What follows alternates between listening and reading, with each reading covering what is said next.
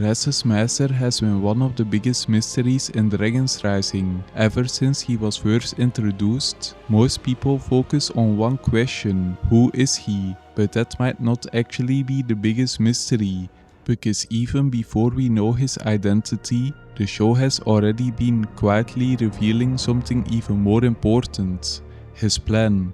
When you look back at everything Ras has done throughout Dragon's Rising, it starts becoming clear that his actions aren't random. Everything he does is part of his master's plan. At first, these events seemed completely unrelated.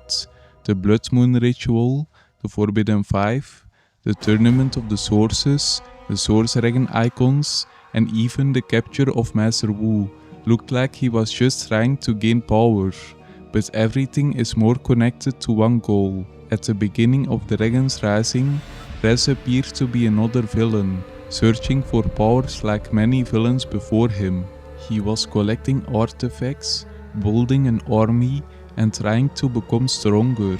But as the story continued, it became obvious that strength wasn't actually his goal. He needed power to get his goal. Everything Ras has been doing serves as a much larger purpose that was created by his mysterious master, even long before the series ever began.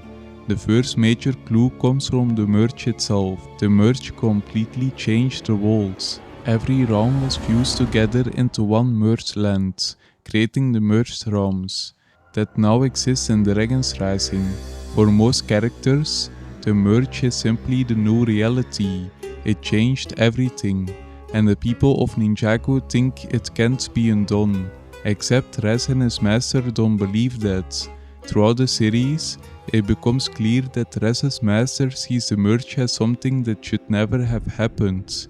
He doesn't like the change, because it's harder to gain control when everything and everyone is united. Like Wu hinted at the beginning, that unity is key. That likely means that he could have caused the merge to prevent Ras's master from taking control.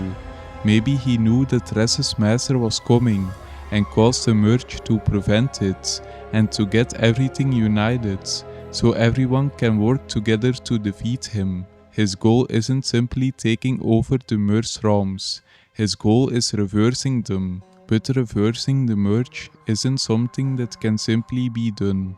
The merge was the largest event in Ninjago history. It affected every realm, made some new elemental powers and more. If something powerful enough caused the merge, then reversing it would require the same power needed to cause it. That is where the Source Dragons are needed for. Over the course of Dragon's Rising, the Source Dragons have become more important than almost anything else in the series. They aren't simply old dragons. They represent the source of energy that keeps reality functioning. Their power exists on an entirely different level from ordinary elemental power, and according to everything we've learned, Ras's master wants control over them, not to become one of them or to defeat them, but to dominate them and absorb their power. This explains why so much of Ras's plan revolves around the Source Dragons.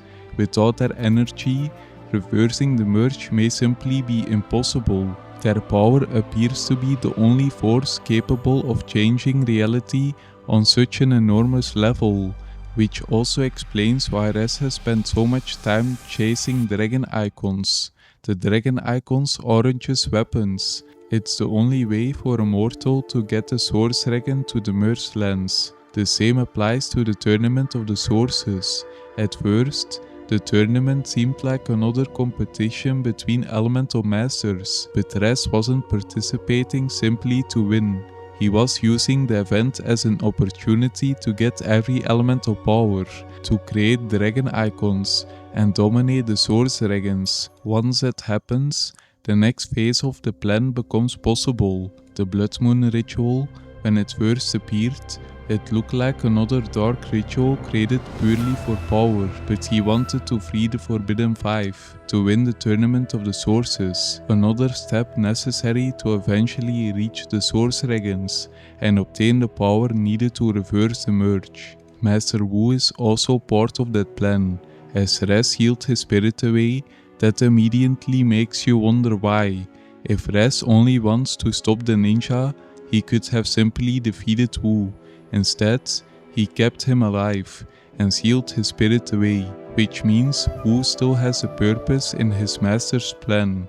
Throughout Dragon's Rising, Wu has been connected to the merge multiple times. Ras's master also knows that Wu is connected to it, which could explain why capturing him became so important. If Wu played some role in causing the merge, then he may also be needed to reverse it.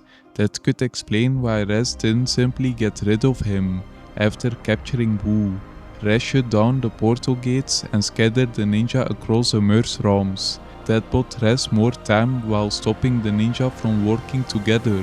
Just like Wu hinted at in the beginning of Dragon's Rising, unity is their greatest strength, and Ras made sure to take that away, before moving on with the next stage of his master's plan. Another thing that makes Ras so dangerous is his relationship with his master. Normally in Ninjago, villains eventually betray each other before the final battle. But Ras's master doesn't seem like he's planning to do that. Everything we've seen suggests that he completely believes in Ras and his goal of reversing the merge. That makes them much more dangerous because there isn't any conflict between them. Every move Ras makes takes them closer to their goal of reversing the merge. Ras is working more in the shadows in Dragon's Rising Season 4, that's why he had less screen time, but at the end, we saw him get another icon. If he gets all of them, he has enough to reverse the merge, since the combined power of the Source Dragons is needed. Each thing Ras did so far is connected with his goal for complete control over the Source Dragons, using their power to reverse the merge, then conquering the separated realms. Of course, there are still so many unanswered questions, like how exactly will the Source Dragons be controlled? Why is Ras's master in the Cauldron of Realms, which is a place in the Land of Madness? And what will actually happen if the merge reverses? Will the land just split apart, or will everything actually reverse, like the creation of new elemental powers and the new ninja? Will they still keep their power? Since technology is a confirmed power that was created by the energy of the merge, those mysteries remain unanswered. Every major storyline keeps pointing back towards the same destination, rather than chasing random sources of power. Ras has constantly been collecting the exact pieces needed for his goal, and if everything goes according to his master's plan, the merge could get reversed. And if you enjoyed this video, don't forget to like and subscribe for more videos like this. Thanks for watching.